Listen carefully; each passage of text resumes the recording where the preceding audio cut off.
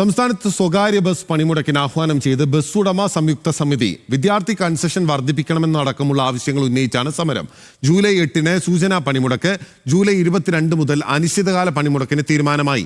മന്ത്രി ഗണേഷ് കുമാർ ചർച്ചയ്ക്ക് പോലും ഇരിക്കാൻ തയ്യാറാവില്ലെന്നും വിമർശനമുണ്ട്. അജിത് ബാബു നമുക്കൊപ്പം ചേരുകയാണ്. അജിത്ത്, എന്തൊക്കെയാണ് വിദ്യാർത്ഥി കൺസെഷൻ അടക്കം എന്തൊക്കെ ആവശ്യങ്ങളാണ് ബസ് ഉടമകൾ പറയുന്നത്?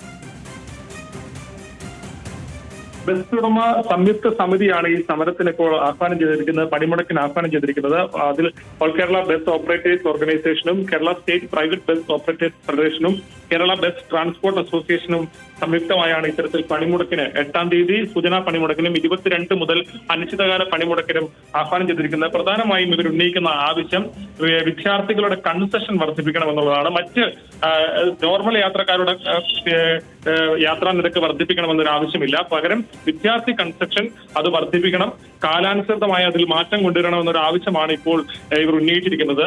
വിദ്യാർത്ഥികളുടെ കൺസെഷനുമായി ബന്ധപ്പെട്ട് നിരവധി തവണ ഇത്തരത്തിൽ ആവശ്യം ഉന്നയിച്ചിട്ടും അത് വേണ്ട നിലയിൽ പരിഗണിക്കാൻ തയ്യാറായിട്ടില്ല എന്നുൾപ്പെടെ ചൂണ്ടിക്കാണിച്ചുകൊണ്ടാണ് ഇത്തരത്തിൽ ഈ സമരം ആഹ്വാനം ചെയ്തിരിക്കുന്നത്. മാത്രമല്ല, ഈ മന്ത്രിക്കെതിരെയും രൂക്ഷമായ വിമർശനമാണ് ഇപ്പോൾ ഉന്നയിച്ചിരിക്കുന്നത്. കാരണം മന്ത്രിയുമായി വിഷയത്തിൽ ചർച്ചയ്ക്ക് ശ്രമിച്ചിട്ട് പോലും അതിന് തയ്യാറാകുന്ന സാഹചര്യമില്ല. മന്ത്രി ഗണേഷ് കുമാർ ആവശ്യങ്ങൾ കേൾക്കാൻ പോലും തയ്യാറാകുന്നില്ല. സ്വകാര്യ ബസ്സുകളും ഗതാഗത മന്ത്രിക്ക് കീഴിലാണ് എന്ന് ഓർക്കണമെന്ന് ഉൾപ്പെടെയുള്ള കാര്യങ്ങൾ കൂടി പറയുന്നു. ഏതാണെങ്കിലും ഈ സ്വകാര്യ ബസ് വ്യവസായത്തെ തകർക്കാൻ ശ്രമിക്കുന്ന സമീപനമാണ് മന്ത്രിയുടെ ഭാഗത്ത് ഉണ്ടാകുന്നതടക്കം ഉള്ള കാര്യങ്ങൾ കൂടി പറയുന്നുണ്ട്. മാത്രമല്ല, ഇതിൽ പ്രധാനപ്പെട്ട ഒരു കാര്യം കൂടി ബേൽബോധൻ പറയുന്നു. അത് സ്വാഭാവികമായും തുടർ ചർച്ചകൾക്ക് വഴിവെക്കുന്ന ഒരു കാര്യമാണ്.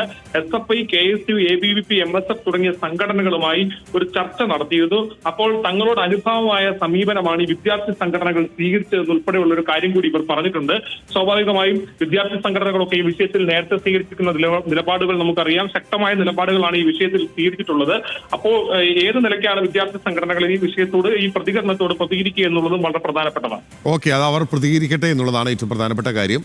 സംസ്ഥാനത്ത് സ്വകാര്യ ബസ് പണിമുടക്കിന് ആഹ്വാനം ചെയ്തിരിക്കുകയാണ് ബസ് ഉടമകളുടെ സംയുക്ത സമിതി. അതേസമയം തന്നെ ഈ ബസ്സുകളുടെ അമിത വേഗവുമായി ബന്ധപ്പെട്ട്, സ്വകാര്യ ബസ്സുകളുടെ മരണപ്പാച്ചിലുമായി ബന്ധപ്പെട്ട് ഒരു തീരുമാനമെടുക്കാൻ കൂടി ഈ സംയുക്ത സമിതി തീരുമാനിച്ചാൽ അത് ജനങ്ങളുടെ പൂർണ്ണമായ പിന്തുണ ലഭിക്കുന്ന ഒരു കാര്യം കൂടി മാറും എന്ന് സ്നേഹപൂർവ്വം ഓർമ്മിപ്പിക്കുന്നു. അജിത് ബാബുവാണ് വിവരങ്ങൾ നൽകിയത്.